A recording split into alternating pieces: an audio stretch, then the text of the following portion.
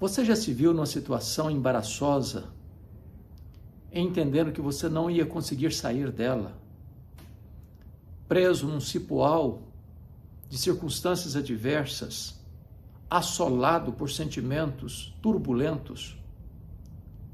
Você já se viu numa situação onde parecia que não tinha mais uma janela de escape, uma porta de fuga, uma luz no fim do túnel?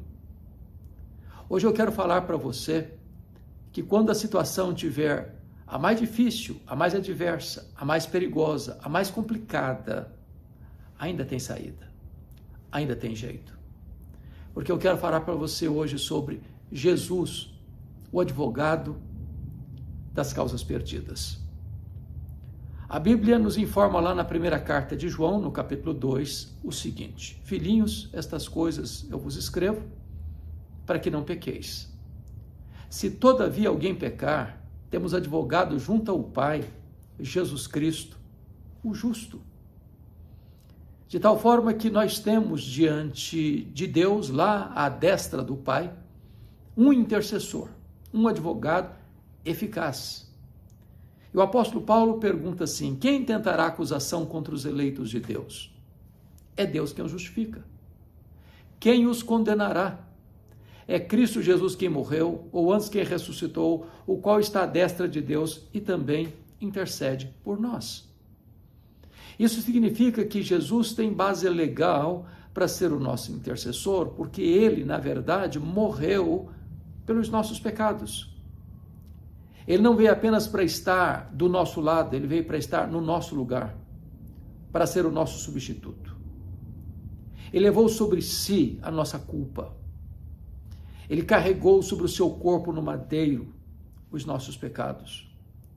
Ele foi feito pecado por nós. A si mesmo se fez maldição em nosso lugar. O golpe da lei que nós deveríamos sofrer, ele sofreu. A justiça de Deus que nós violamos, ele cumpriu. Ele é o nosso fiador, ele é o nosso substituto, ele é o nosso advogado. O advogado das causas perdidas. Então eu quero trazer à sua mente esclarecida, ao seu coração, a palavra de esperança. Talvez você se sente esmagado debaixo do tacão cruel, do rolo compressor da culpa. Talvez a sua alma tenha sido assustada pelo terror do medo. Talvez os seus pecados assombram você. Talvez você esteja preso numa teia, correntes grossas de vícios, de mazelas, que você não consegue sair.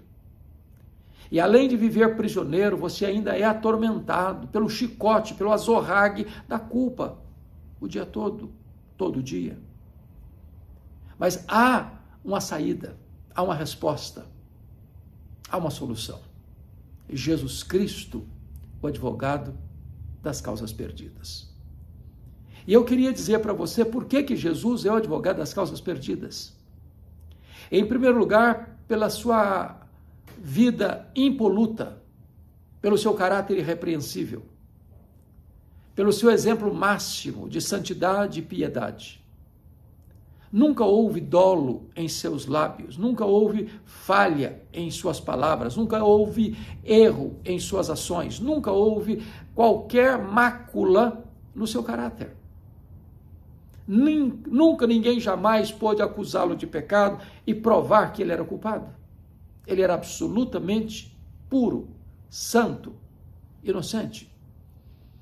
Ele entrou no mundo sem participar do pecado original, porque ele não foi fruto de uma relação entre um homem e uma mulher, herdando, portanto, o pecado original. Ele foi gerado pelo Espírito Santo no ventre de Maria. Ele é semente da mulher e não do homem. De tal forma que ele foi o único ser humano que pisou no planeta sem a marca do pecado. A sua vida exemplar, o seu testemunho irrepreensível, o seu caráter impoluto, a sua vida como paradigma da pureza, qualifica-o como o advogado das causas perdidas. Muitos advogados, na perspectiva humana, são verdadeiros prodígios, são doutos no saber jurídico, conhecem com perícia os melindres e os meandros da lei, as filigranas da lei, sabem desenvolver-se diante de situações adversas, porque conhecem a lei, conhecem as regras, conhecem os preceitos, os princípios legais, e transitam com muita desenvoltura por esses corredores jurídicos. Porém, a vida deles não é um padrão de santidade. Eles são tão falhos quanto os clientes que defendem. São tão repreensíveis quanto aqueles que pleiteiam suas causas diante dos tribunais. Jesus é o único advogado de vida irrepreensível, de caráter impoluto. Ele jamais pecou. Ele é o advogado, o justo. Mas, em segundo lugar, Jesus pode ser o seu advogado por causa da natureza do seu trabalho. O que é um advogado? A palavra advogado, na língua grega, vem da palavra paráclito. E a palavra paráclito é composta de duas palavras, pará, ao lado, e kletos, chamado para estar do lado.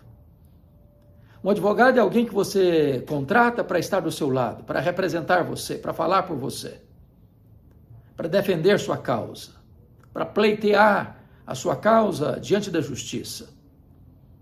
Mas Jesus não veio para estar do seu lado, ele veio para estar no seu lugar. Ele veio para tomar o seu lugar, para assumir o seu lugar. Ele veio como seu representante, como seu fiador. Ele veio não apenas para defender a sua causa, ele veio para morrer pelos seus pecados, para dar sua vida por você. Não há na terra nenhum advogado com esse perfil.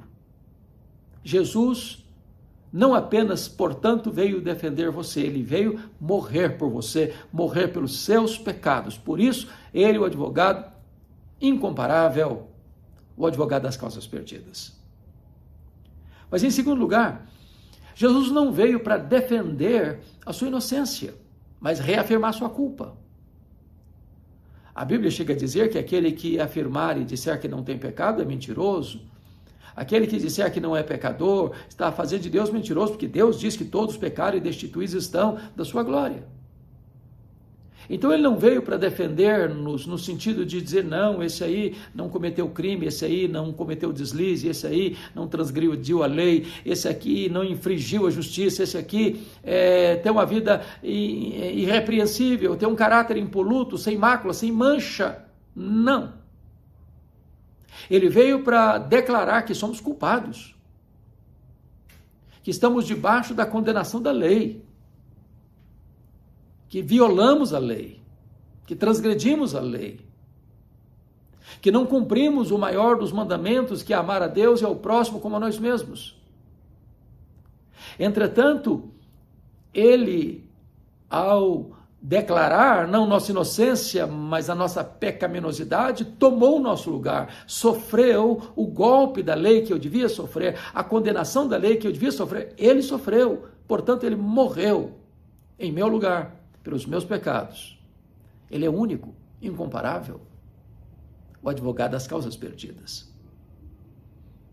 Mas, em terceiro lugar, Jesus veio para não apenas estar no nosso lugar e defender a nossa situação de pecaminosidade, ao mesmo tempo tomando o nosso lugar e morrendo por nós, mas o sacrifício que ele fez na cruz do Calvário resolve de uma vez para sempre, durante toda a nossa vida, o nosso problema diante de Deus.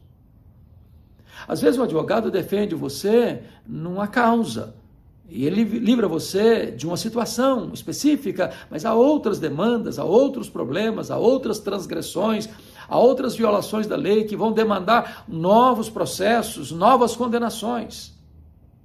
Quando Jesus morreu na cruz, em nosso lugar, pelos nossos pecados, ele está resolvendo de vez esse problema. Ele nos declara livres de condenação. Já nenhuma condenação a mais para aqueles que estão em Cristo Jesus, nosso Senhor. Somos declarados justos diante do tribunal de Deus. Não apenas não temos mais a culpa do nosso erro, do nosso pecado, mas temos colocado na nossa conta, imputado a nós, toda a sua justiça. Ele é o advogado incomparável. Mas ainda, quando você pensa no trabalho advocatício e você tem um grande problema, uma grande causa, precisando de um grande jurista, um grande tribuno, um grande orador, um grande advogado, quanto mais seletivo é esse advogado, mais caros são os seus preços, os seus honorários. Jesus, o advogado incomparável, porque ele não cobra. Aliás, ele pagou tudo. Você não adquire o seu trabalho por dinheiro, nem por mérito. Não. A Bíblia diz que a salvação é um presente de Deus. É gratuito. Não se compra por dinheiro, não se merece por mérito, seja moral, seja religioso, seja espiritual. Pela graça sois salvos mediante a fé. Isso não vem de vós, é dom de Deus. Não de obras para que ninguém se glorie. A vida eterna não é uma medalha de honra ou mérito. A vida eterna não é um troféu que você ostenta por causa dos seus merecimentos. Ele não cuidou de você por causa dos seus méritos, mas apesar de seus deméritos.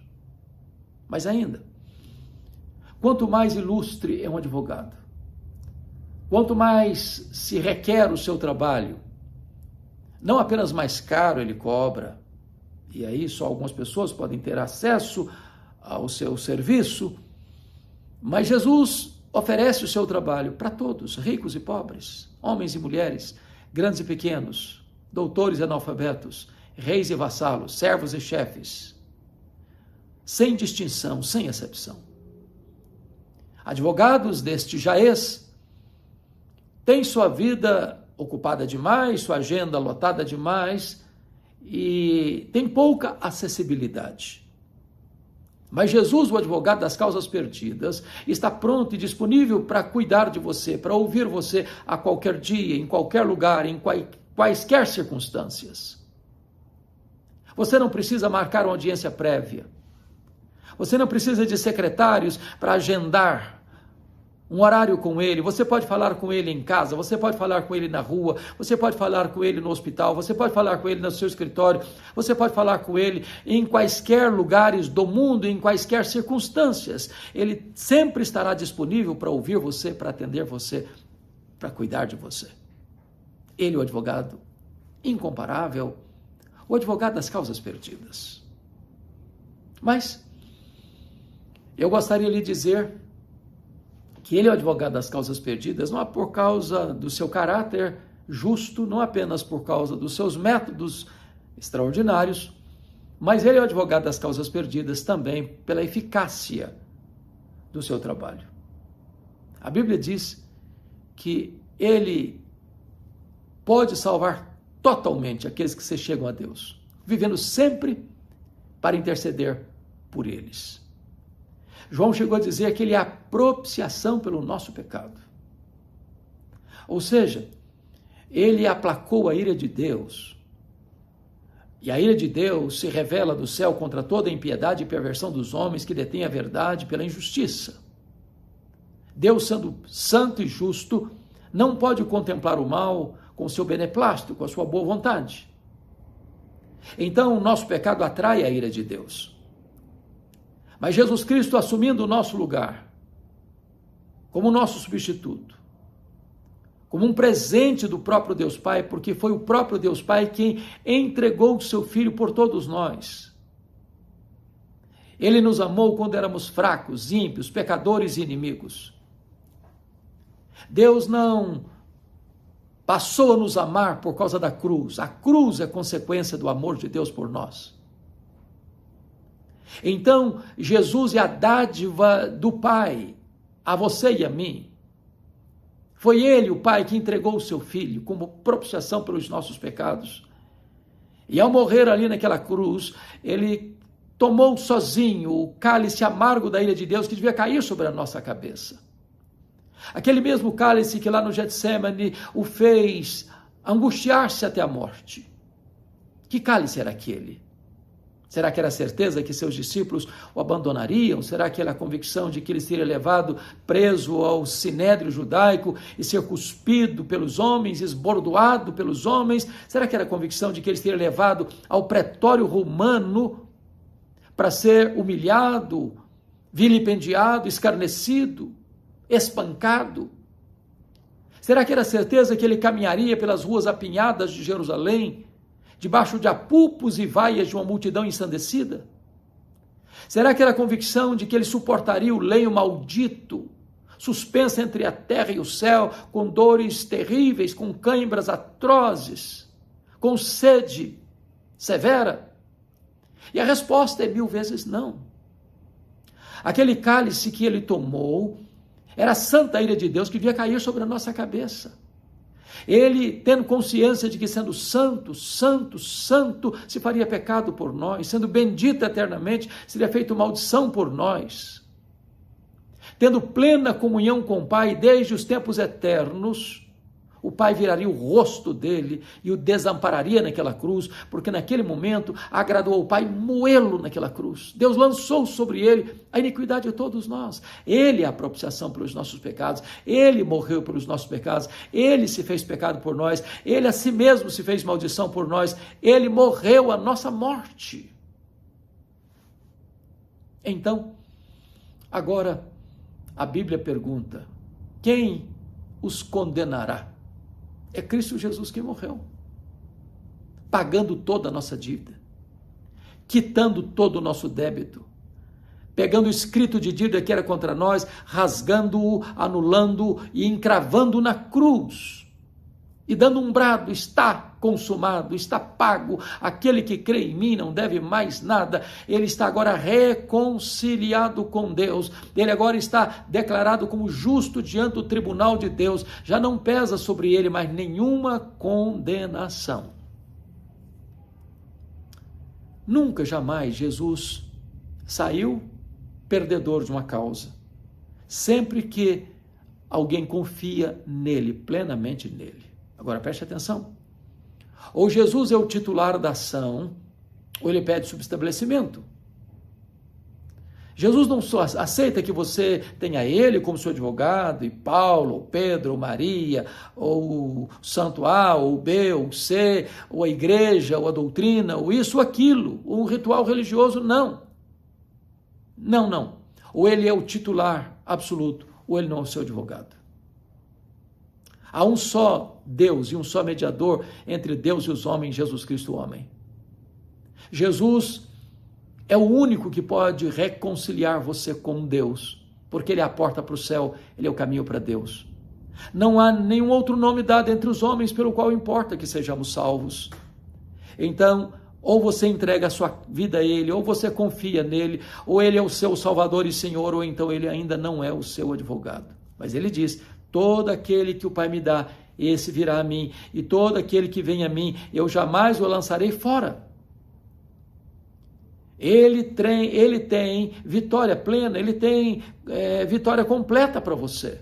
Foi ele quem disse: as minhas ovelhas ouvem a minha voz e me seguem, eu dou a elas a vida eterna, e ninguém as arrebatará das minhas mãos. Eu fico olhando, por exemplo, aquela mulher, está lá em João 8, que foi apanhada em flagrante adultério, e os acusadores lançaram aos pés de Jesus, dizendo: esta mulher foi apanhada em flagrante adultério, e a lei diz que tais pessoas devem ser apedrejadas, e tu o que dizes? E diz a Bíblia que Jesus curvou-se, começou a escrever com o dedo na areia, na terra, e não deu nenhuma resposta. E eles insistiram com a pergunta: e tu o que dizes?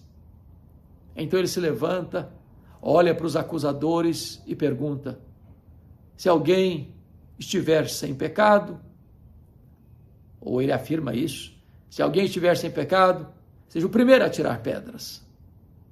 E eles foram saindo, um por um, a partir do mais velho, tomados da consciência de que eram tão pecadores, tão culpados quanto a mulher que estavam acusando. E Jesus pergunta para a mulher: mulher, onde estão os teus acusadores? Eles não te condenaram? Eu também não te condeno. Vai e não peques mais. Aquela mulher estava condenada pelo tribunal da opinião pública. Aquela mulher estava condenada pelo tribunal da religião. Aquela mulher estava condenada pelo tribunal dos acusadores. Aquela mulher estava condenada pelo tribunal da consciência. Mas Jesus ofereceu para ela perdão e deu a ela a oportunidade de uma nova vida. Eu não sei quais são as suas lutas, suas provas, suas angústias, mas uma coisa eu sei, é que você e eu somos pecadores. Sem exceção, todos nós pecamos. Todos nós precisamos da graça de Deus. Ninguém pode salvar a si mesmo, ninguém pode chegar até Deus pelos seus próprios méritos e esforços. Precisamos de Jesus. Hoje Jesus pode ser o seu advogado. Hoje ele pode tomar a sua causa. Você que já bateu em tantas portas, você que já vive atormentado pela culpa, você que acha que não tem mais saída para a sua vida, você que tem flertado até mesmo com a morte, eu quero dizer para você que hoje Jesus pode ser o seu advogado, perdoar os seus pecados, dar a você a vida eterna, reconciliar você com Deus, trazer alegria e segurança de salvação para você e dar a você uma vida plena, maiúscula, abundante, superlativa, eterna. Hoje é o dia da sua decisão. Que você reconheça Jesus como seu advogado, o advogado das causas perdidas.